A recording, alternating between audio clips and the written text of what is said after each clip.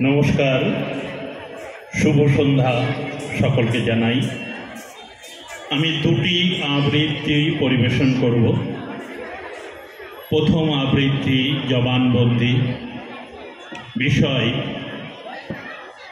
আমরা সন্তানদের উপর অযথা পড়াশুনো ভালো করার জন্য একটি চাপ সৃষ্টি করি, কিন্তু এই অযাচিত চাপ তাদের মনের মধ্যে কি অবস্থা তৈরি করে সেটা এই কবিতার উপরে মধ্যে দিয়ে কবি বলেছেন। কবি শ্রী দিলীপ বিশ্বাস, ইনি মালদহের একজন স্কুল শিক্ষক।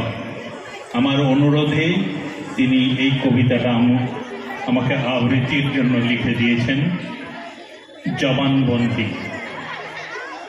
জুভেনাইল কোর্টে কাঠগড়ায় দাঁড়িয়ে বিমান দাস, আসামি বিমান দাস হাতে গীতা ছুঁয়ে শপথ করছে, যাহা বলিব সত্য বলিব, সত্য বই মিথ্যা বলিব না। আমি বিমান দাস, ক্লাস 8-এর সেকেন্ড বয়। ক্লাস 5 থেকে সেকেন্ড হয়ে আসছি, কিন্তু বাবা মা চান না। তাদের ইচ্ছে আমি যেন ক্লাসে বরাবর ফার্স্ট হই। কিন্তু স্যার, আমার পাশের বাড়ির বন্ধু অভিজিতের সঙ্গে আমি কোনোদিন পেরে ওঠেনি। সে বরাবরই ফার্স্ট হয় আর আমি সেকেন্ড। ক্লাস 5-এ যেদিন রেজাল্ট বেরোলো, বাবার সে কি ভীষণ মূর্তি। সেদিন আমার রাত্রের খাবার বন্ধ হলো। বাবা মা ভীষণ ঝগড়া করলেন। ঠাম্মা একটু সান্ত্বনা দিয়েছিলেন বলে ঠাম্মা মার কাছে বকা খেলেন। সেবার 1 মাস ঠাম্মার ঘরে যাওয়া বন্ধ হয়েছিল। কথা দিয়েছিলাম 6 থেকে ফার্স্ট হয়ে 7-এ উঠব। 1 বছর চলে গেল। আমি ক্রিকেট ছাড়লাম, আমি আঁকা ছাড়লাম, কিন্তু ঠাম্মার ঘরে যাওয়া ছাড়তে পারলাম না। লুকিয়ে লুকিয়ে যেতাম, আর সারা বছর শুধু পড়লাম আর পড়লাম। 28 এপ্রিল রেজাল্ট বেরোলো ক্লাস 6-এ। আমি আবার সেকেন্ড। বাবা রেগে আমার বই খাতাগুলো সব ছুঁড়ে ফেলে দিলেন। সেদিন আর রান্না হলো না বাড়িতে, এমনকি বৃদ্ধা ঠাম্মার জন্যও নয়। আপনি জানেন স্যার, আমার পড়াশোনায় ব্যাঘাত হবে বলে ঠাম্মাকে বাঁচামারির বৃদ্ধাশ্রমে পাঠিয়ে দিলেন বাবা। সেদিন ঠাম্মার জন্য আমি ভীষণ কেঁদেছিলাম। আমার বিপদে ঠাম্মাই ছিল একমাত্র আশ্রয়স্থল। ঠাম্মা ছিল আমার বন্ধুর মতো। ঠাম্মার সেদিনের কান্না আমি আজও ভুলতে পারিনি স্যার। আবার শুরু হলো পড়াশোনা। অভিজিতের সঙ্গে এবার আমার শেষ পালা, ওকে হারাতেই হবে, এবার আমি ফার্স্ট হবই। ভীষণ প্রতিজ্ঞা করলাম। যথারীতি চলে গেল 1 বছর। রেজাল্টের দিন এলো অবশেষে। বাবা অফিস কামাই করলেন। আমি অভিজিৎ একসঙ্গে রেজাল্ট আনতে গেলাম। রেজাল্ট পেলাম, অভিজিৎ ফার্স্ট, আমি আবার সেকেন্ড। মাথায় যেন আগুন জ্বলে গেল স্যার। দৌড়ে গেলাম অফিসে, কাগজ কাটার ছুরি নিয়ে এসে সোজা বসিয়ে দিলাম ওর পেটে। অভিজিৎ লটিয়ে পড়ল রক্তাক্ত হয়ে। তারপর ছুটতে লাগলাম বাড়ি আর বলতে লাগলাম, বাবা বাবা, আমি আগামীবার ফার্স্ট হবই, আমার রাস্তা ক্লিয়ার। তারপর আর জ্ঞান ছিল না। কিন্তু জানেন স্যার, আমি ওকে মারতে চাইনি। আমি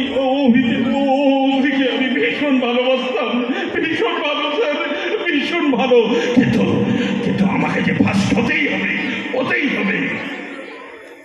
উন্মাদের মতো বলতে বলতে বিমান মূর্ছা গেল।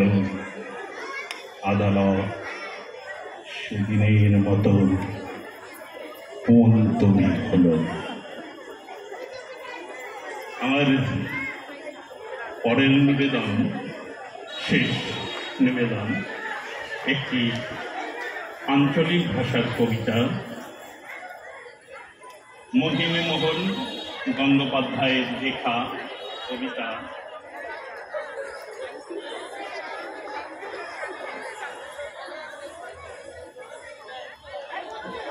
মোহিনী মোহন গঙ্গোপাধ্যায়ের লেখা কবিতা, এই জমিন আমার, এই মাটি আমার।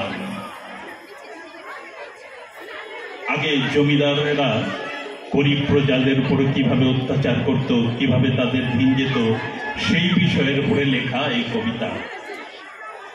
এই জমিন এখান আমার, এ মাটি এখান আমার, সোনার বর্ণা ধানে ধানে ছিক পেটাইছে এধার ওধার।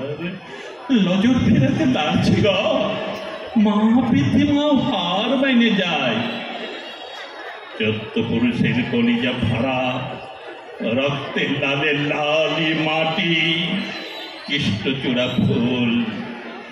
এই মাটিতে গাঁয়ের জমিদার জং মেরে গাঁইরেছে 1 কুড়ি জুয়ানের লাশ। চৈতের আগুন মাখা পলাশ পুঁতেছে জল কাদায়। আপনারা তো লেখা পড়া জানা বাবু আছেন গো, সব হিসাব রাইখেছেন কোন এইসব বৃত্তান্ত গুলার। এই জমিতে হাল ঠেলে ঠেলে এক বুদ্ধি দাঁড়িয়ে ভুখা হামসি সুখা হয়ে মরেছে আমার বাপ। পাকা ধানের ভাগ নিতে যাইয়ে টাটকা খুনে ভিজে গিয়েছে টেরের মাটি, ফসলের ক্ষেত।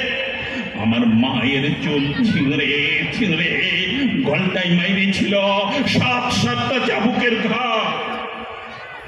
চাবুকের দাগ তো একদিন আমার বুকেই যাচ্ছিল, একটা ভুরকা তারার পাড়া।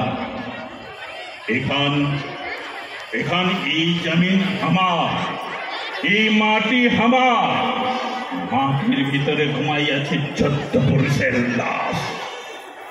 1 কুড়ি জোয়ানকে গাঁইরে দিয়েছে জমিনদারের লাঠি। আপনারা তো লেখা পড়া জানা বাবু আছেন তো, সব লিখে রেখেছেন কিছু, নাকি ভুলে গেছেন, পাশরে ফেলেছেন পুরানো বৃত্তান্ত গুলা?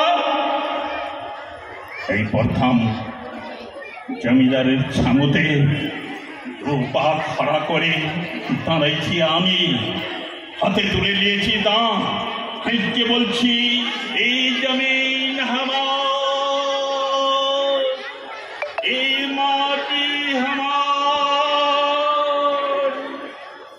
খবরদার খবরদার, কেউ আগাইছিস তো একটা কবে নামাই দিব ঘর। এই মাটিতে পোতা আছে আবার 14 পুরুষের লাশ, 14 পুরুষের লাশ।